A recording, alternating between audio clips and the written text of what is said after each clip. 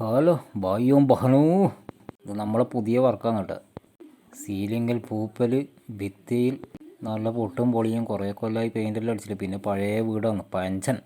സീലിങ്ങിൽ ഇങ്ങനെ കരികറ കറുത്തിട്ടാവുള്ളത്. അപ്പോൾ സീലിങ്ങിൽ വൈറ്റു, ചുമരിന് pistachio colour. അപ്പോൾ സീലിങ് മിക്കവാറും 3 കോട്ട അടിക്കേണ്ടി വരും. ചുമര് 2 കോട്ടി കിട്ടുന്നുണ്ട്. അപ്പോൾ 2K എല്ലാം അടിച്ച് പുട്ടിയിട്ടിട്ടാണ് ചെയ്യുന്നത്.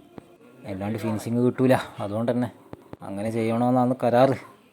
അപ്പോൾ ഓപ്പൺ ടെറസിലെല്ലാം വാട്ടർ പ്രൂഫിംഗ് എല്ലാം കഴിഞ്ഞ്, കാരണം ഇനി ലീക്ക് വരാൻ പറ്റൂലല്ലോ.